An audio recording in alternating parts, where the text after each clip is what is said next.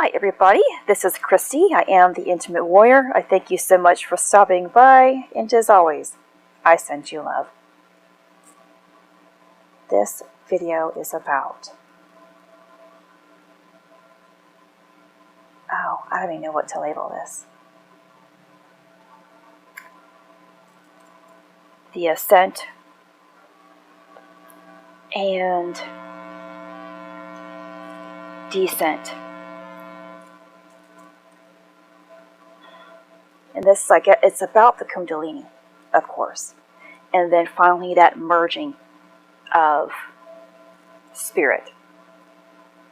The Kundalini's purpose is to bring purification. This process can be lengthy. It can go on for years and years and years, and I have heard so many people speak about them being within this purification process for 10, 20, 30, 40 years. And they feel stuck, or it hasn't gone beyond that level. I can only assume that it hasn't gone beyond those levels. One, of course, it could be a part of their contract that they will wait until a specific time for this completion so that they can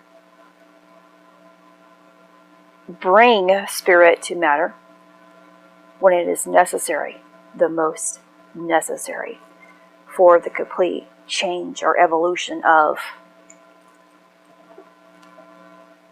this reality. Or it could also be the ego hasn't died enough. We'll get to the point where that energy, where Shiva and Shakti, or the Idas, both unite within the crown. And they swirl and swirl and swirl in there, purifying even more. But this is also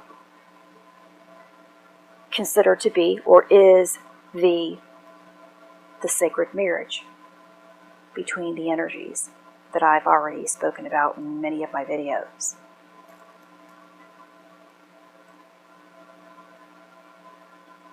And then you'll have that bursting of the crown. The bursting of the crown signifies that you are on your way to complete ego death. This is when that bindu has been completely opened for you. That's what the symbol of the bindu looks like. It could be the sun, there's a circle, and then a crescent moon. One signifying the negative force, and then the other, the positive force. One's the sun, one's the moon, one's Shiva, and one's Shakti.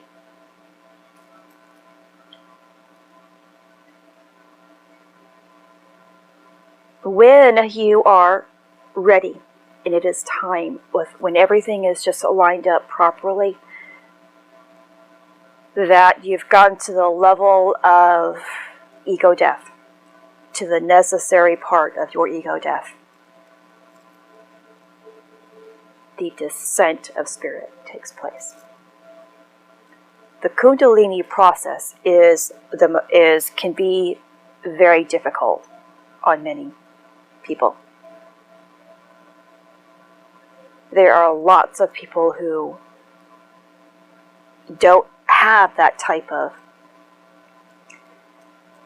clarity to function throughout their day.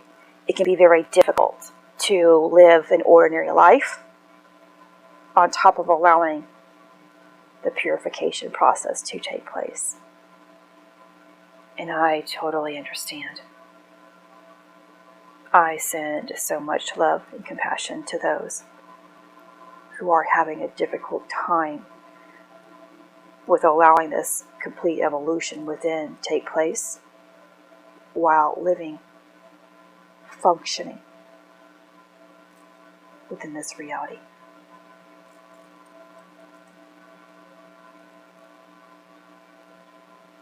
Just remember that this is a choice of yours, and has been a choice of yours since the beginning.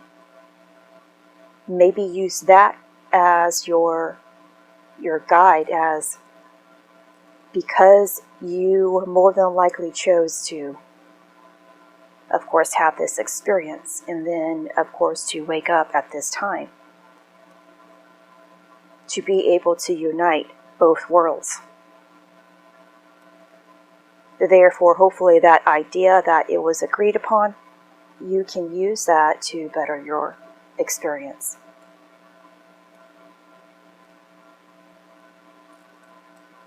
It takes the descent of spirit to come into our form, which is going to take place within our mind. Spirit becomes our mind. And then the descent comes even further into our heart space. And I think this is what I have been feeling for, I don't know, months, of just that cold sensation around my heart, that cold burning sensation that comes and goes. It's settling. And that is where the atom, one of the seeds within the sacred heart, bursts. It is because spirit is coming into your heart. That higher consciousness that came into your mind is coming into your heart now. You're bringing the mind, higher consciousness to reside within the heart. And then it's even going to go lower, because in order for the descent of spirit to take place, or for anything to manifest within this reality, it has to be birthed, which means it has to be embedded within our root.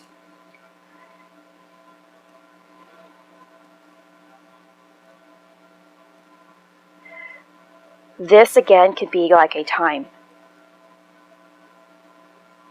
within a time frame. I don't know the length, because it all again is about, are we in resistance or are we in receiving? Because you can experience this constant flow within your mind or in your brain, within your crown, continuously when the descent is trying to take place. But it's not painful. When the Kundalini is rising and attempting to open your crown, it seems more painful. Lots of those negative type of symptoms, sensations, and emotions associated, thoughts and emotions associated with it are still present, because that means the ego is still present. When the descent takes place, it's more of that comfort. I have been feeling it, or was feeling it, as again, just like my heart felt that cool burning. It's that cool tingling of a continuous type of a helmet, almost, all the way around my crown. Sometimes it goes away, sometimes it's there.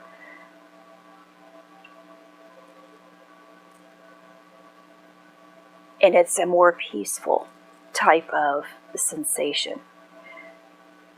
If you are experiencing, regardless if it's the ascent or descent, if there's resistance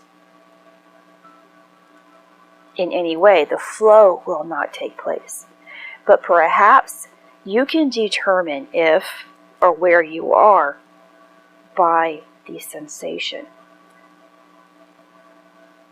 Do you feel a sensation and it's no longer causing you discomfort, but you are aware of it and you're concerned, or what is it?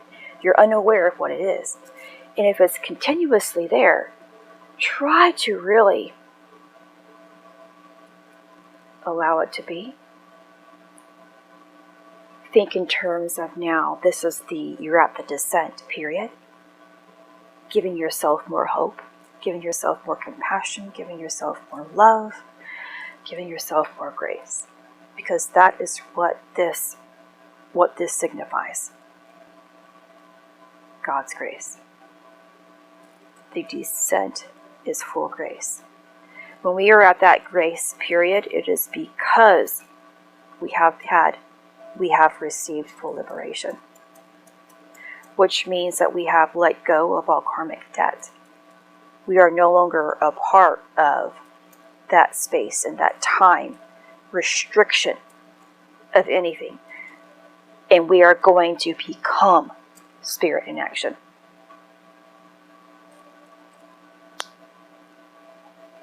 Yet, the full descent must take place. The birth must take place prior to the manifestation of all reality to unfold within our reality. And I hope that makes sense with you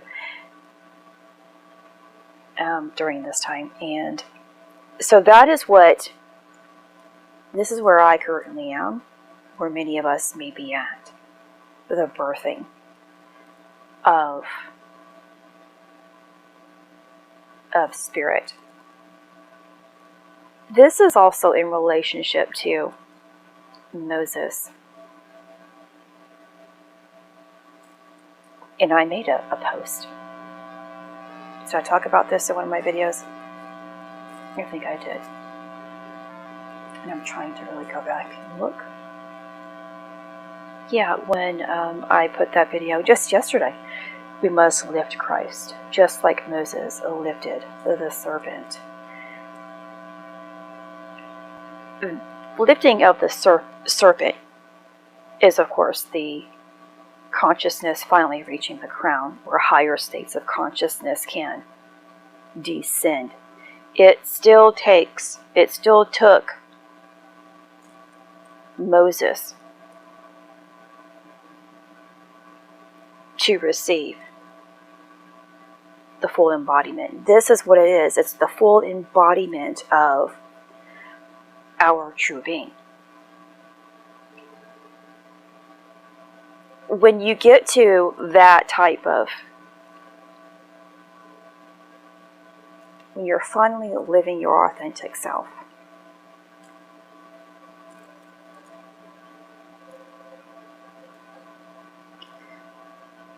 this is when you're living within duality but non-duality at the same time, kind of overlapping, unified within itself.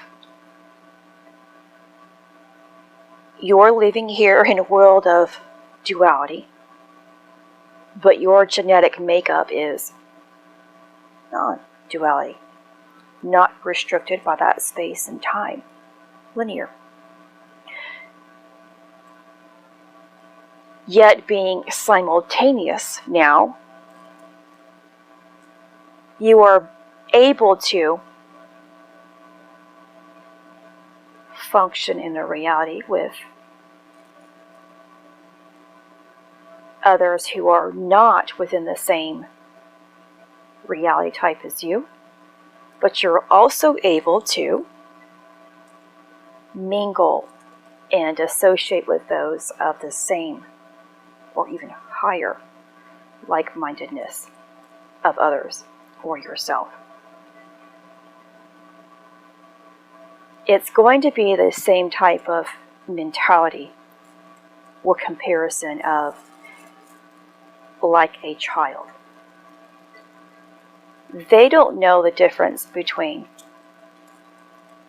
a baby, that is, a rope that's twirled up on the ground, or a snake that's twirled up on the ground.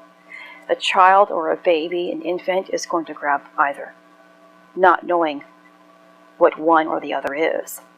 They think it's the same. It looks the same. They haven't been taught yet that the snake can sting you, can,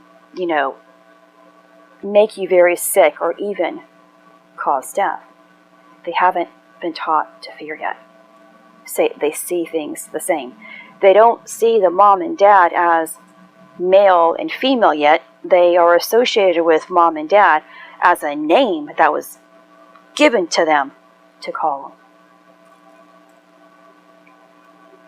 Yet, they know them as one unit.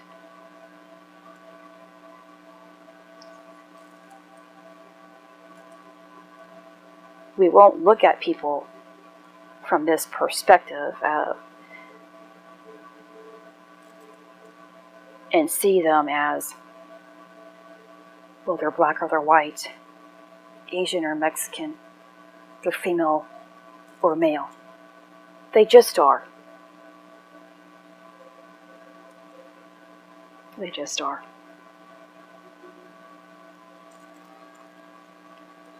I just wanted to share that with you today.